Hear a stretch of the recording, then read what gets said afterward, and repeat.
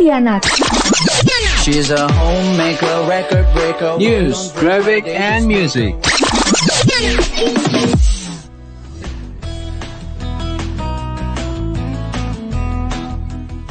Ya, sahabat Sonora, sebanyak 51 orang pegawai Komisi Pemberantasan Korupsi tidak lagi dibolehkan dengan lembah suah bergabung setelah tidak lolos tes wawasan kebangsaan. Keputusan itu diambil lewat sejumlah lembaga dan kementerian di bawah pemerintahan Presiden Joko Widodo, di antaranya jajaran Kementerian PAN dan Reformasi Birokrasi, Kementerian Hukum dan HAM, kemudian KASN, LAN, dan mengetahui indikator dan dasar keputusan tersebut. Saat ini kami sudah terhubung dengan Kepala BKN, Bima Haria Wibisana. Selamat pagi, Pak Bima. Selamat pagi, Assalamualaikum. Waalaikumsalam, terima kasih nih untuk waktunya Pak Bima. Sebelum Sama-sama, Mas. Agenda yang padat katanya di Makassar ya Pak ya? Iya, saya sedang di Makassar. Baik, nah Pak Bima, ini pertanyaan banyak masyarakat terkait dengan pemberhentian 51 pegawai KPK karena tidak lolos tes wawasan kebangsaan. Apa sebetulnya dasar yang digunakan untuk memutuskan hal tersebut? Jadi yang pertama, BKN mendapatkan mandat dari KPK untuk melaksanakan tes wawasan kebangsaan. Nah, tes wawasan kebangsaan ini merupakan turunan Undang-Undang KPK, PP-nya dan juga Perkomnya, Undang-Undang Nomor 19 2019, PP 41 2020 dan juga Perkom KPK Nomor 1 2021. Di mana di dalam Undang-Undang peraturan perundang-undangan tersebut, setiap pegawai KPK yang akan dialihkan statusnya menjadi ASN, itu harus satu, setia dan taat kepada PUNP. PUNP Pancasila, Undang-Undang Dasar 45, Negara Kesatuan Republik Indonesia, dan pemerintah yang sah. Yang kedua, tidak terlibat kegiatan organisasi yang dilarang pemerintah dan atau putusan pengadilan. Dan yang ketiga, memiliki integritas dan moralitas yang baik. Nah, aturan ini juga sama dengan aturan yang ada dalam Undang-Undang Nomor 5 2014 tentang aparatur sipil negara. Jadi, kalaupun Undang-Undang KPK itu memandatkan pengalihan status, tetap saja persyaratan mengenai pegawai KPK yang menjadi ASN diatur dalam Undang-Undang Nomor 5 karena dia lex spesialis. Nah, untuk itulah kemudian BKN menyelenggarakan tes wawasan kebangsaan. Hasil dari tes wawasan kebangsaan itu sudah kita ketahui 75 orang tidak memenuhi syarat dan 1.274 memenuhi syarat. Nah, yang 75 orang ini atas arahan Presiden apakah tidak bisa dibina lagi. Nah, kemudian tim KPK, tim asesor, Menpan RB, BKN, LAN, dan KSN bertemu untuk membahas arahan Presiden tersebut. Nah, kita kemudian mengevaluasi kembali, menguraikan semua unsur-unsur yang menjadi penilaian mereka dari 75 TMS itu. Kita buka lagi. Nah, TBK itu ada beberapa aspek yang dilihat. Yang pertama adalah aspek pribadinya. Yang kedua, aspek pengaruhnya, baik pengaruh dari luar maupun ketika dia mempengaruhi orang lain. Nah, yang ketiga adalah aspek PUNP, Pancasila, Undang-Undang Dasar 45, NKRI, dan pemerintah yang sah. Nah, dari aspek-aspek ini, tim asesor berpendapat kalau yang negatif adalah aspek pribadi dan aspek pengaruh, itu masih bisa dibina. Tetapi kalau dia memiliki keyakinan yang sangat kuat untuk tidak mempercayai PUNP, Pancasila, Undang-Undang Dasar 45, NKRI, dan pemerintah yang sah, apakah dia bisa dibina? Tentu saja, ini kan pertanyaan yang sangat mendasar. Apakah orang-orang yang menolak PUNP itu bisa jadi ASN gitu? Sedangkan yang di dalam pun kalau dia terlibat dengan keyakinan atau organisasi yang melakukan penolakan terhadap PUNP, dia pasti dipecat gitu. Nah, kalau yang di dalam dipecat, apa yang di luar boleh masuk? Nah, jadi kemudian kita pilih lagi. Hasil pemilihan itu ada 51 orang yang tetap tidak bisa menjadi ASN, yang 24 bisa menjadi ASN. Itulah yang diumumkan oleh pimpinan KPK. Karena BKN tidak berhak sebetulnya mengumumkan itu. Jadi itu yang diumumkan oleh pimpinan KPK. Dan Ya, silakan. Ya, ini Presiden kan sudah statement juga Pak Bima untuk Ya. tidak menjadikan hasil TWK sebagai dasar pemberhentian pegawai KPK ini. Apakah masih ada peluang gitu ke 51 pegawai ini? Apakah memang sudah ketok palu, sudah lampu merah barangkali, atau masih ada kemungkinan lain untuk bisa dibina? Mengingat beberapa pegawai, gitu, kalau kita baca, kita lihat data juga, ada yang sudah mengabdi sekian tahun, kemudian juga memiliki performance kinerja yang kemudian diapresiasi oleh banyak kalangan gitu. Seperti apa, Pak Bima? Betul. Nah, jadi pertemuan koordinasi antara sejumlah stakeholder itu kan itu justru untuk menindaklanjuti arahan Presiden. Presiden mengatakan jangan serta-merta diberhentikan. Oke, itu tidak serta-merta, kita bahas lagi. Nah, tapi pembahasan ini kan juga sesuai dengan peraturan perundang-undangan. Jadi peraturan yang menaungi banyak sekali sebetulnya untuk kita bisa melihat wawasan kebangsaan seseorang. Nah, dari 75 itu, yang 51 ini ya karena mereka sudah di dalam skornya itu sebetulnya ekstrim gitu ya. Itu ekstrim. Jadi tim asesor baik itu dari BNPT, dari BAIS, BIN, dari Pusintel Angkatan Darat, dari Dinas Psikologi Angkatan Darat sepakat mengatakan ini akan sulit sekali untuk mengubah keyakinan yang seperti ini gitu. Jadi itulah kemudian tidak kita masukkan sebagai calon ASN. Baik.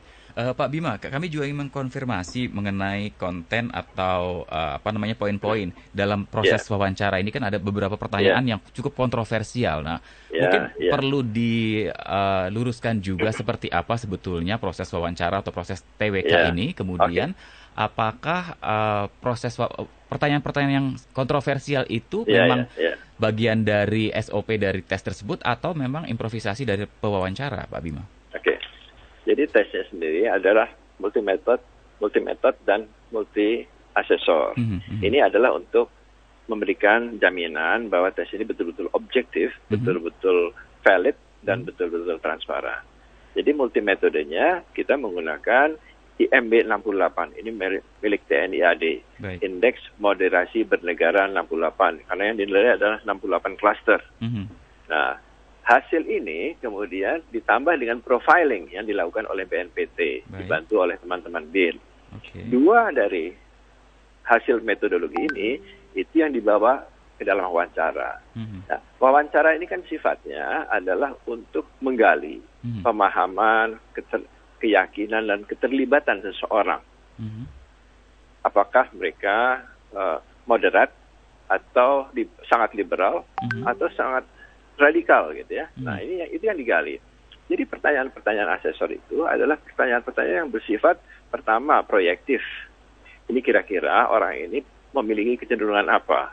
Dan bisa saja pertanyaannya menjadi pertanyaan interrogatif karena ini memang diperbolehkan dalam wawancara untuk wawasan kebangsaan. Nah, sekarang banyak yang diklaim di luar. Ini pertanyaannya kok rasis, pertanyaannya kok seperti tidak ada hubungannya. Seksis, HAM gitu ya? Nah, ini kan kita ingin melihat keyakinan seseorang. Misalnya, apakah Anda memberikan salam kepada penyelenggaraan agama lain misalnya, atau perayaan agama lain? Oh tidak, saya tidak memberikan salam karena itu tidak sesuai dengan keyakinan saya. Itu masih moderat kalau seperti itu. Nah, kemudian kan pewawancaranya, asesornya akan mengejar. Oke, kalau apakah Anda akan melarang orang memberikan selamat kepada perayaan agama orang lain? Kalau dia bilang enggak, silakan saja. Oke, dia tetap moderat. Tapi kalau kemudian dia menjawab, saya akan melarang anak dan keluarga saya untuk memberikan ucapan selamat yang sama. Nah, itu turun nilainya, menjadi intoleran. Nah, kemudian dikejar lagi sama pewawancaranya. Oke, kalau ada orang yang menyampaikan salam perayaan keagamaan kepada orang lain, bagaimana menurut Anda? Oh, itu bidah. Oh, turun lagi nilainya. Nah, ini kan dikejar. Pewawancara itu mengejar seperti itu. Nah, ada yang juga yang mengatakan, apa hubungannya saya ditanya menikah atau tidak menikah? Nah, ini kan sexual harassment. Itu juga sudah kami jelaskan kepada Komnas Perempuan. Ini ada wanita, pegawai KPK yang ditanya, asesornya juga seorang wanita, berjilbab pula gitu ya. Ini asesor intelijennya seorang wanita juga. Jadi apakah pertanyaan dari wanita ke wanita itu sexual harassment? Kan tidak, gitu ya. Nah ini kan tidak pernah disampaikan yang seperti ini. Karena kemudian ditanya, apakah Anda sudah menikah? Kenapa kok tidak menikah? Nah, itu kan pertanyaan-pertanyaan seperti ini kan ingin melihat sebetulnya toleransinya, sikapnya terhadap keberagaman Indonesia itu seperti apa gitu loh. Jadi kita tidak bisa melihat pertanyaan itu apa adanya, tapi apa yang diinginkan, yang dituju oleh pewawancara ini untuk menggali hal-hal seperti apa gitu. Nah banyak lagi. Ini doa kunut kok ditanyain untuk apa? Nah kan seperti itu ya. Nah ini kan ingin melihat toleransinya dalam beragama. Apakah Anda kalau sholat subuh mengucapkan doa kunut? Oh tidak, saya tidak mengucapkan. Oke, kalau Anda ikut sholat subuh yang ada kunutnya gimana?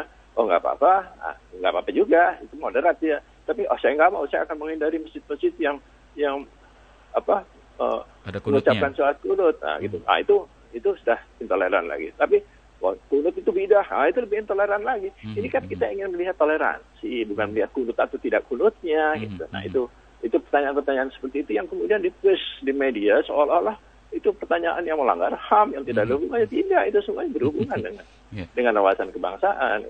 Saya kira begitu. Oke, baik. Pak Bima, untuk ke-24 pegawai KPK yang masih dalam proses pembinaan, proses selanjutnya akan seperti apa? Ini karena ada beberapa yang sudah statement juga bahwa mereka tetap akan menolak ini. Seperti apa kemudian prosesnya? Nah, ini kan menjadi pegawai KPK kan tidak dipaksa. Menjadi ASN itu kan tidak dipaksa. Kalau mereka mau menandatangani syarat-syarat menjadi ASN, silakan. Itu terjadi untuk semua orang yang akan menjadi ASN. Jadi harus ada pernyataan bahwa mereka bersedia menjadi ASN. Kalau tidak, ya tidak apa-apa gitu. Nah kalau mereka mau, yang 24 orang ini, mereka akan dilakukan pembinaan. Pembinaannya oleh siapa nanti? Nah KPK nanti tentu akan bekerja sama dengan instansi lain. Instansi yang memang memiliki kewenangan untuk melakukan diklat ASN ini adalah LAN. LAN juga nanti akan bekerja dengan instansi lain. Nah diklatnya apa? Diklatnya adalah diklat bela negara dan wawasan kebangsaan, untuk meyakinkan bahwa aspek pribadi dan aspek pengawas tadi tidak berpengaruh terhadap pekerjaannya sebagai anggota KPK gitu. Nah, itu perlu dilakukan. Baik. Pak Bima, terakhir barangkali setelah nanti KPK menjadi bagian dari ranah eksekutif, kemudian nanti tentu rekrutmen juga akan menjadi bagian dari ranah BKN ya terkait pegawai. Akan seperti apa? Apakah juga akan melalui proses yang sama seperti yang saat ini ditempuh atau seperti apa? Kalau untuk rekrutmen CPNS kan ini entry level ya, entry level itu semuanya sama. Kita akan melihat apakah mereka memiliki kemampuan atau kompetensi intelijensia yang memadai, apakah mereka memiliki karakter pribadinya bagus, wawasan kebangsaan juga dilihat, walaupun itu dari sisi pengetahuan belum keyakinan. Ini kan berbeda nih antara yang CPNS wawasan kebangsaannya dengan wawasan kebangsaan pegawai KPK yang sekarang. Kalau CPNS itu masih pengetahuannya atau pemahamannya terhadap wawasan kebangsaan. Kalau yang pegawai yang KPK sekarang ini adalah keyakinannya, values-nya, keterlibatannya, implementasinya. Itu kan beda itu ya, karena mereka sudah senior. Nah, kalau setelah mereka bisa lulus itu, mereka mengikuti seleksi kompetensi bidang. Ini dilakukan untuk semua ASN yang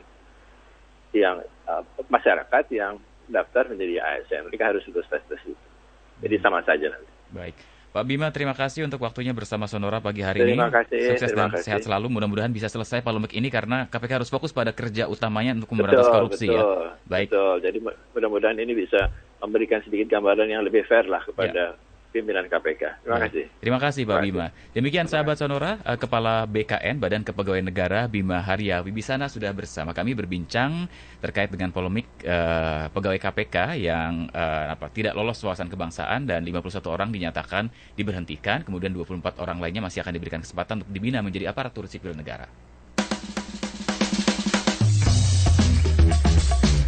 Anda masih bersama kami di Sonora Network. Stay tuned to Sonora, a part of KG Radio Network.